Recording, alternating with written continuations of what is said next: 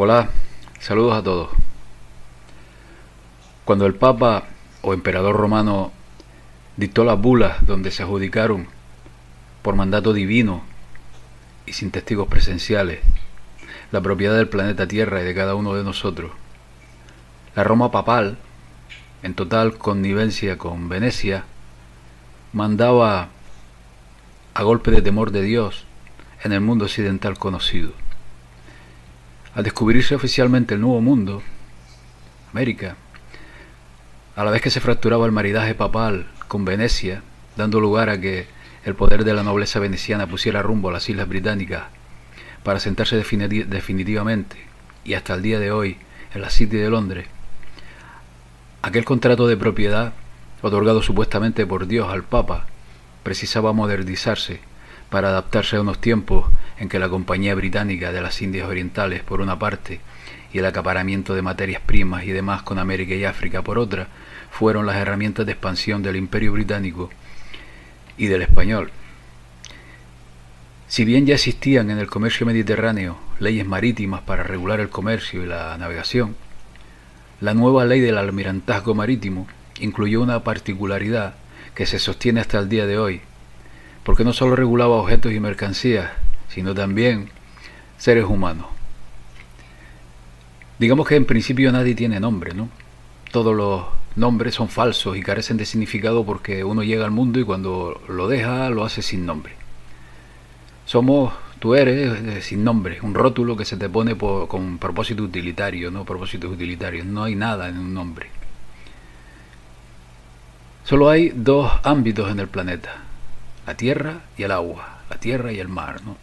La gente vive en la tierra, por lo cual la ley de tierra o ley nacional es la ley de la gente que vive en la tierra, siendo diferente de acuerdo a cada país. Ojo a este detalle, porque es la ley de la gente que vive en ese país. Para saltarse este escollo, aunar un criterio en torno a una ley que regula el mar y no la tierra. Pero la ley esta del agua es la ley del dinero, el flujo de fondos y los activos líquidos circulantes. No obstante, en la actualidad el dinero no tiene respaldo en metales preciosos, se basa en la mano de obra de los pueblos, que son la única fuente de crédito ante la deuda pública. Corona de la Tierra es un artificio milenario no incorporado mediante el cual la Tierra es reclamada por la corona a ser propiedad privada suya, también conocida como el Crown Estate, la compañía, la corona de la corporación, la Commonwealth, también conocido como dominio público y todos los demás derivados, ¿no? Aún más, la corona afirma que la tierra le fue concedida legalmente y que nunca puede enajenarse de ella. Pero uno se pregunta conseguida por quién, ¿no? El derecho romano llama a la ley del hombre ius, que de ahí viene el término ius y justicia, ¿no? Y a la ley de los dioses, fas, de donde viene la palabra fascismo. La ley de los dioses es la ley del mar, del almirantazgo, el control fascista de las corporaciones con el capitalismo del monopolio. El lenguaje jurídico es distinto y específico. Esto se ha mantenido para facilitar el control de quienes no lo entienden, pero están sujetos igualmente por contratos, tratados, constituciones o leyes a la letra impresa en ellos, ¿no? Y que los vincula de por vida a esa jerga incomprensible por estar cargada de tecnicismo. Desde que nacemos o rompemos aguas, tenemos un certificado de nacimiento, al igual que los barcos que navegan llevando productos y atracan cargados de bienes en un muelle, por lo que todas las embarcaciones, por ley, deben ser hembras, debido a que es ella la que genera el producto. Así es que todo lo que salga de una nave debe tener un certificado de manifiesto. De la misma forma, cuando una persona nace, sale del agua de su madre. Obtiene un certificado de nacimiento, escrito con letras mayúsculas, y un cuerpo que es de hecho un bien valor cotizable, mientras su padre y madre son engañados al momento de registrar al nacido vivo. El nuevo artículo de dos corporaciones. Todo lo que éstas produzcan es de quien otorga el certificado de negocio para crear el producto. Para el caso, un recurso humano. Las leyes que existen hoy en día tienen su origen en el derecho del mar, que es una rama del derecho internacional que define las obligaciones y los espacios marítimos de los estados, aunque solo se aplica a quien acepta someterse a ella. Ojo a este detalle. Bien, pues esa ley, que fue creada para gobernar corporaciones y navíos, nos ha sido impuesta para gobernar sociedades, que como lo hicieron con una simple distorsión del lenguaje, ha sido suficiente para hacer creer a todo el mundo que esta ley alternativa marítima se aplica para la gente sobre la ley civil, ¿no? Esta ley del mar fue originalmente creada para controlar navíos que atracaban en el extranjero en busca de recursos y productos para importar y exportar, adaptada para los asuntos financieros y mercantiles, pero no los civiles. Esta ley solo se aplica a quien acepte someterse a ella. La definición de ley marítima de comercio la explica como una ley privada internacional que gobierna las relaciones entre las entidades privadas que comercian en los océanos. Pero a través de la manipulación sagaz del lenguaje, una forma de ley que fue creada para gobernar corporaciones, negocios y navíos ha sido impuesta para prevalecer como tal sobre las personas naturales. Cuando un producto sale de un barco y es llevado a tierra extranjera, esa nación toma custodia de dicho producto y lo reconoce como con un certificado que constata la fecha de ingreso o nacimiento del producto en la nación respectiva. Un certificado es definido como un documento que establece una declaración de propiedad. Y es entonces la pregunta que surge: ¿por qué los seres humanos necesitan un certificado de nacimiento? Pues porque son propiedad del país donde nace, que lo usa como valor de intercambio internacional. Por tanto, cada persona con un certificado de nacimiento es definida como una propiedad, un simple recibo legal. Y todo lo que por ley hace son negocios bajo una licencia específica. Por ejemplo, cuando contrae matrimonio con alguien, es una corporación haciendo negocios con otra corporación y obtienen un certificado de matrimonio o licencia de negocio. Es cuando del niño nacido vivo crean una segunda entidad que llaman persona, con un padre y una madre que actúan como socios de un matrimonio o unión libre, que en realidad han concebido un personaje que detenta un título de propiedad o partida de nacimiento, que se registra en letras mayúsculas para dominio público a favor de una corporación marítima, y así el Estado se apodera del personaje, por lo menos hasta que cumpla la mayoría de edad, cuando el individuo afectado puede reclamar para sí su doble tú. Este legalismo, digno de un libro de magia, ¿no?, se inicia con otra faceta, por ejemplo, en los Estados Unidos, cuando en marzo de 1933 se declaró en bancarrota y comenzó a aceptar los préstamos de la Reserva Federal, una corporación privada afiliada al gobierno. El país, sin dinero para pagar los préstamos, empezaba a usar a sus ciudadanos como un valor negociable en garantía de respaldo. Ello quita a la persona sus derechos naturales inalienables y en cambio pasa a tener privilegios, deberes y beneficios. O sea, un esclavo en toda regla que pertenece al Estado. Esta ley alternativa marítima trucó el sentido de la palabra persona, de ser una persona natural a convertirse en una corporación, de corp, que en inglés significa cadáver. Los impuestos, un permiso de circulación, de trabajo, de residencia, para establecer un negocio, de construcción, un certificado de nacimiento o matrimonio, multas de tráfico, seguros y otras formas de documentación que una vez se creyó eran absolutamente necesarias, solo se aplican a la persona, si entendida como corporación o persona jurídica. Cuando una persona firma cualquier documento legal, está cediendo indirectamente los derechos de nacimiento citados en la Constitución, y la persona se convierte en una corporación que se crea con el mismo nombre que la persona natural. La única manera para distinguir el nombre natural del nombre corporativo es diferenciarlo mediante el uso de letras mayúsculas o minúsculas, ya que el nombre corporativo siempre estará en letras mayúsculas. Esto se conoce como capitis diminutio maxima, que en derecho romano refiere la pérdida o disminución de derechos, sea la libertad, la ciudadanía o la capacidad civil.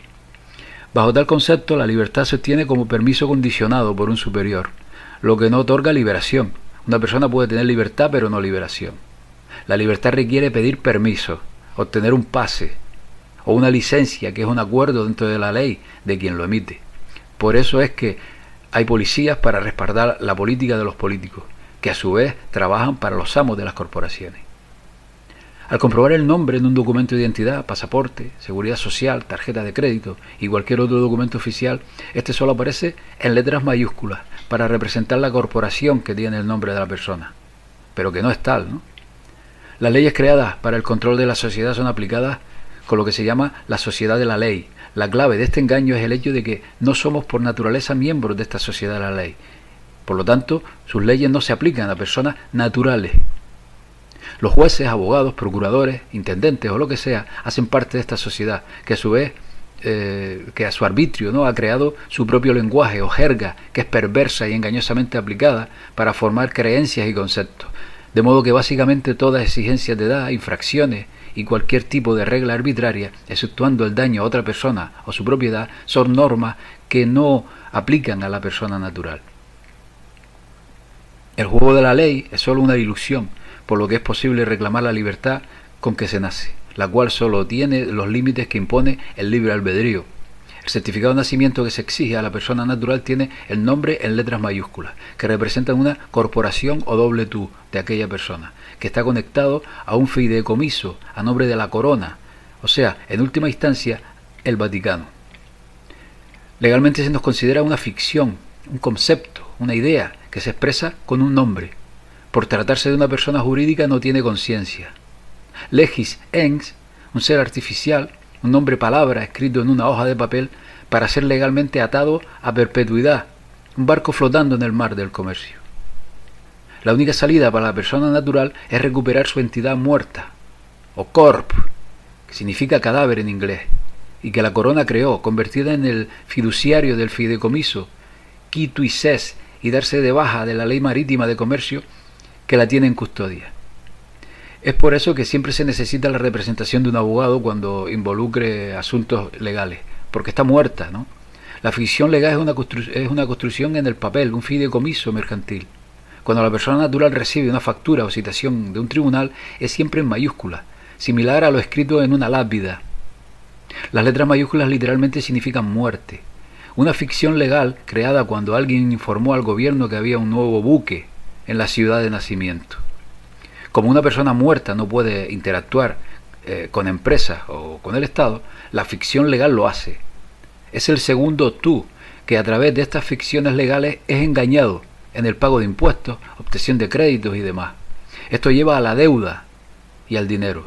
Todos trabajan para ganar dinero y comprar bienes y servicios, los cuales son proporcionados por las grandes corporaciones.